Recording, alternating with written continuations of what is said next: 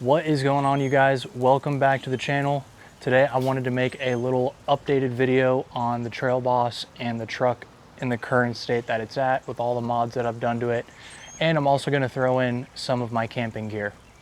Now, I want to preface this video with caution because you may have clicked on this video because you have a Trail Boss and you want to do something like this. You may not have a Trail Boss and you are just getting into overlanding, see what kind of mods you should do, see what kind of things that you want to pick up.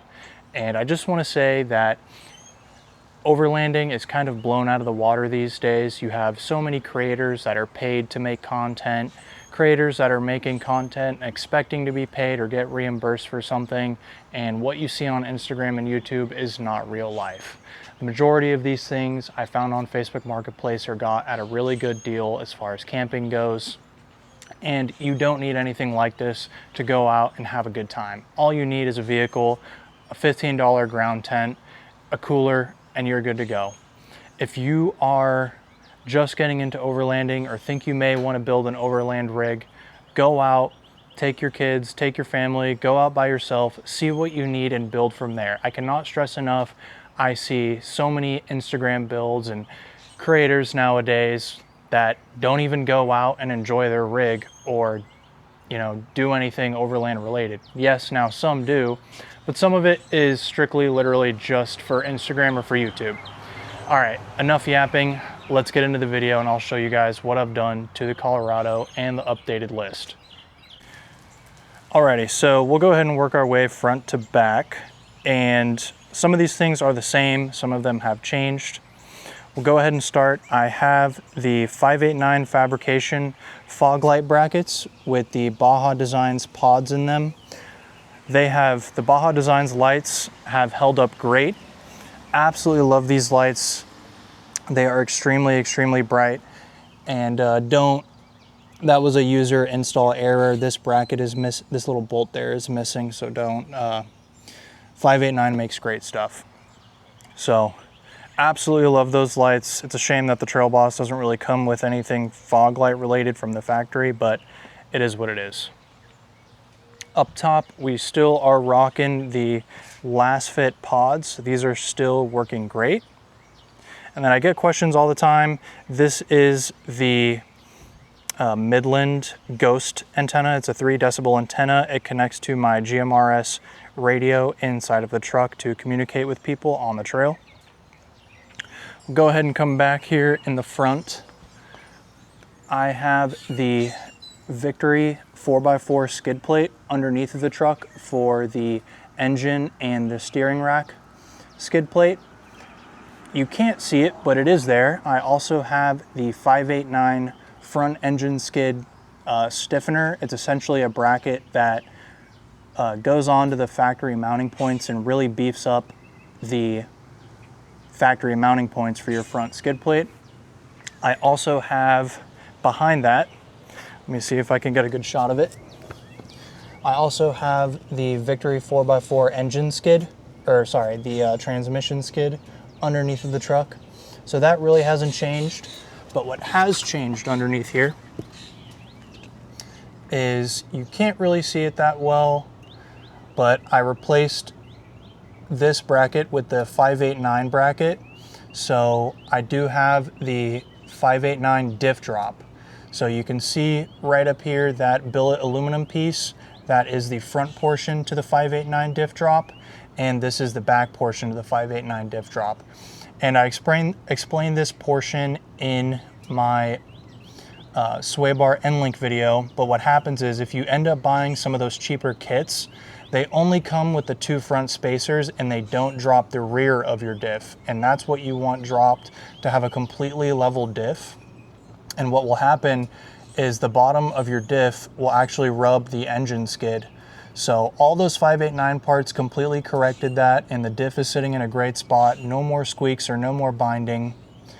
So super happy with the way that turned out. Now, while I'm down here, we'll go ahead and go over some of the suspension components that I have installed on the truck.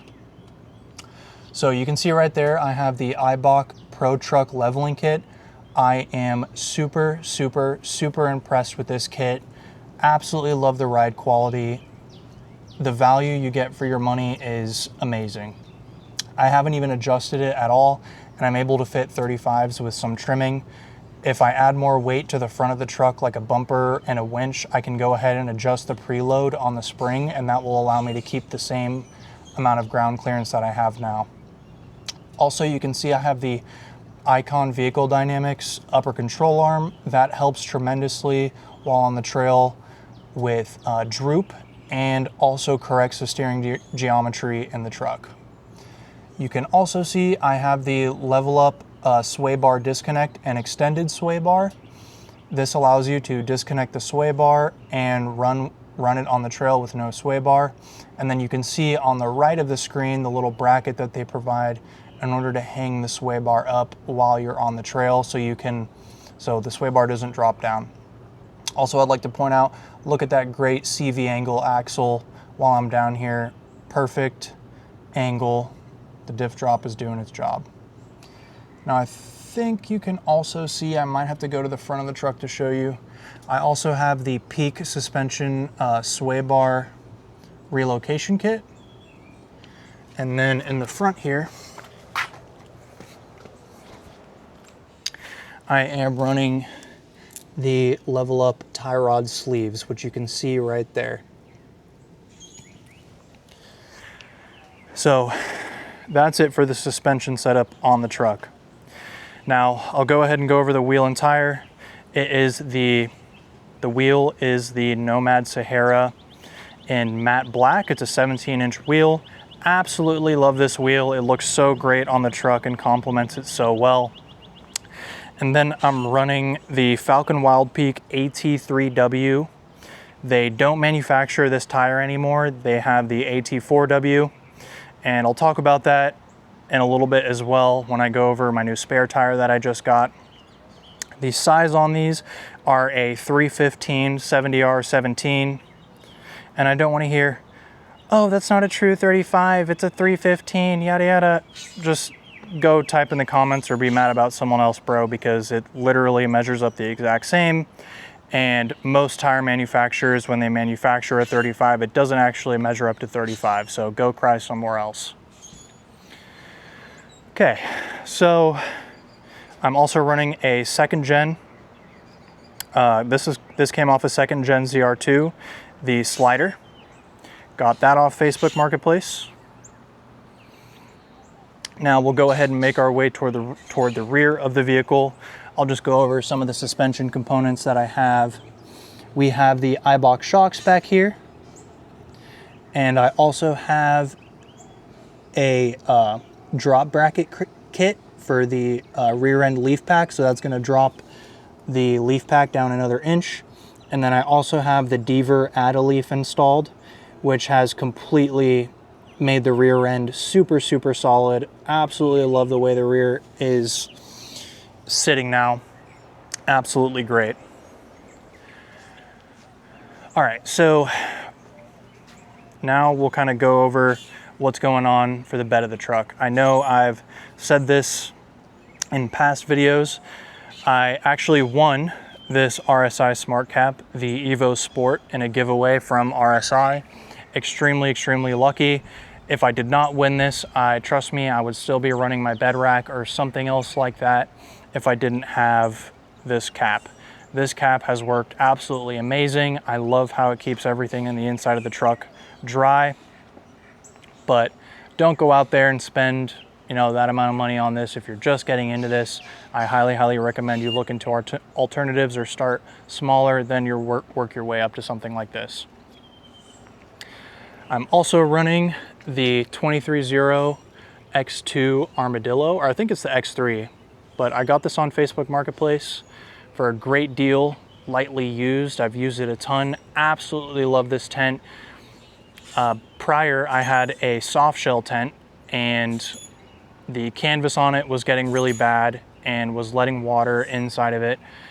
And there was just, while it's great for a beginner, I would always recommend someone to start that route. It just got too much for me, and I found this for a great deal, so I decided to go ahead and pick it up. Some of you may be wondering, I have the front runner load bars installed on top of the smart cap holding the 23.0.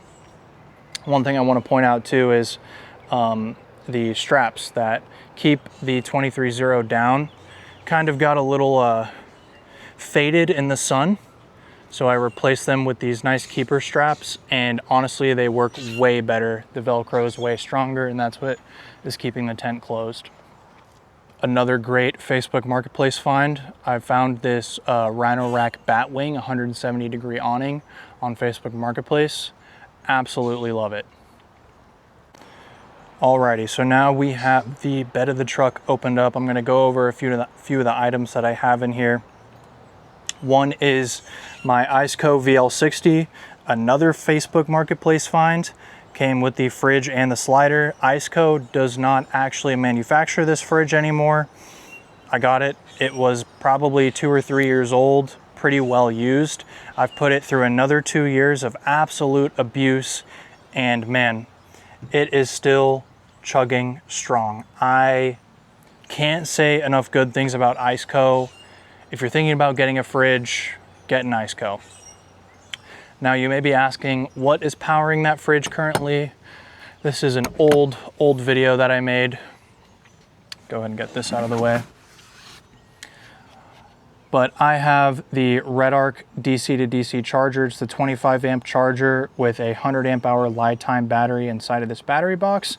And then I recently also just picked up a 700 watt inverter when I want to go ahead and charge cameras or charge things while the truck is off. So that's been really good. Really like that. So one other thing back here that you may be asking yourself, what is that doing? I just picked up this new spare tire, and I just got basically the same wheel, but I went with the Nitto Ridge Grappler and a 315 70R17. So because they don't make the AT3W anymore, and the AT4W is pretty much out of stock anywhere, I could not find it. I decided to go Nitto this time. I have never ran a Nitto tire, which I will be when I go to replace these 4. So we'll see how that works out, and I'll have an additional spare.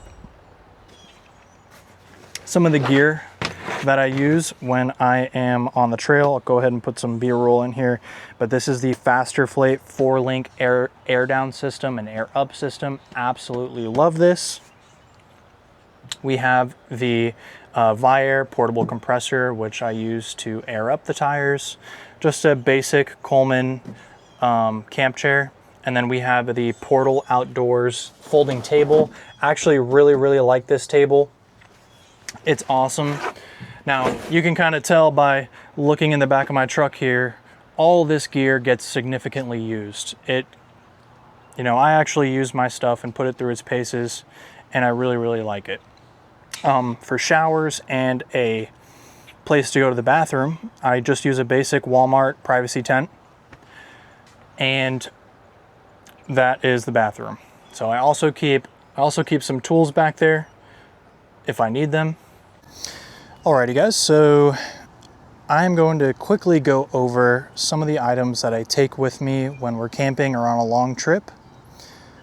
So first we got the Milwaukee packouts. The way I kind of use these are, I use the short one for dry storage, so bread, crackers, things of that nature, food. And then I use the middle one to hold stuff for the Light Ranger, my trail wash kit, wipes, all sorts of things that we'll need throughout the trip, plates, cups, things of that nature. Now, if I'm bringing the dogs with me, this bigger bin is specifically for the dogs, so it has all their food for the week or whatever, all of their cleaning supplies, leashes, things of that nature. What I use to cook is the Jetboil Genesis system, and then I also have just this little travel cooking set. Has a cutting board, knife, scissors, all the utensils that you need to cook with. And then to wash dishes and take showers, I have this Sandy Cat's Trail Wash system. Works great, and I love it a lot. It works really well. And then for those really hot Florida nights, I have a portable AC, which works well with the dual battery setup I have. This is the Zero Breeze Mark II, and it works great. Almost forgot to mention my Devos Light Ranger to keep the camp lit up at night. Absolutely love this thing. And as you can kind of tell, all this gear gets used, battle tested, and I cannot recommend this gear sitting out here enough. Absolutely love this. And I cannot give enough commendations for the Jetboil Genesis base camp system. It is absolutely amazing. Love cooking with this, but I'm just gonna make this pretty short because I'm gonna make another video going over all these items more in depth. All right, so if you made it this far into the video, I really appreciate you, and I would also ask that you scroll down, give this video a like, and if you're interested in camping overland content in Florida and Trail Boss content, please hit that subscribe button. I would really, really appreciate it. Now to kind of round this video out, I wanna go ahead and tell everyone again, you might have clicked on this video because you have a Colorado, you're getting into overlanding, you like camp gear. Please remember, everything you see on social media and everything you see on Instagram is not real life. You don't need the majority of these things to go out there and have an absolute blast. Take a couple of trips, see what you need, and work your way up from there. It's taken a really long time to get the truck where it's at and all of my camp setup where it's at to where I really enjoy it. All of the money you spend in this hobby is for two things: comfort and convenience. Decide what you need and go on from there. All of these things in this video I paid for with my own money. None of this is sponsored. And I do plan on making another video going into some of the gear that I like and what I would buy again, what I wouldn't buy again, how I like it, how I use it, so on and so forth. But enough yapping. I appreciate you guys for watching. Peace.